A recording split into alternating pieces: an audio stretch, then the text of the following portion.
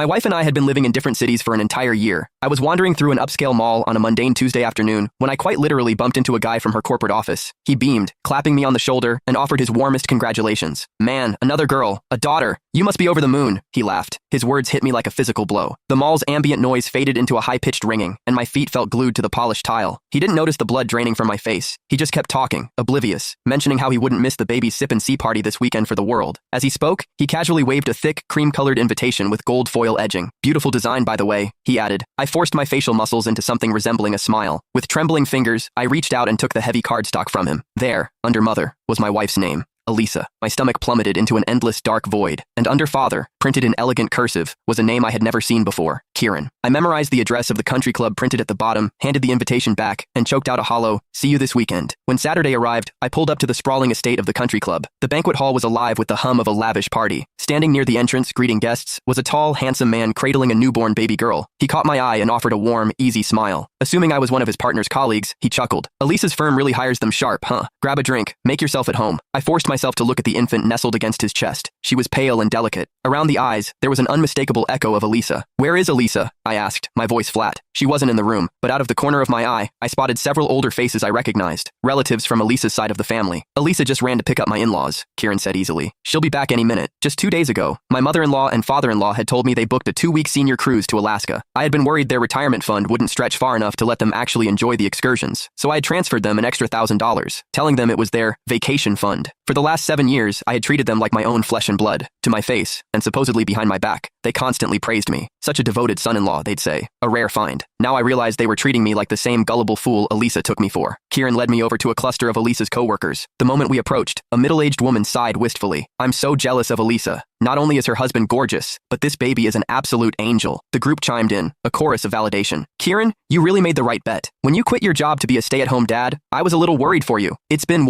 6 years? And you and Elisa are just as obsessed with each other as day one. Now you have this beautiful little proof of it. So happy for you." I had been married to Elisa for 7 years. She had been having an affair with Kieran for over 6. For 7 years, I believed we had the perfect modern marriage. She never lost her temper with me. She told me her take-home pay was around $3,000 a month, and she kept only a small allowance for her coffees and lunches, transferring the rest to our joint account. Every year, she insisted on putting her annual bonus into treasury bonds and mutual funds for our family's future. I had built up quite a nest egg for us, or so I thought. A year ago, she sat me down and pitched a relocation. A corporate assignment in Chicago, she said, that would bump her salary significantly. I agreed. "Elisa is a powerhouse," another coworker was gushing. "Top sales rep every year. Her base salary alone is crazy, and she's pulling in commissions hand over fist. Makes a killing and still treats her husband like a king. Women like that are 1 in a million." The salary she had been transferring to our joint account? That was just her base pay. All her massive commission checks had been funding this alternate life.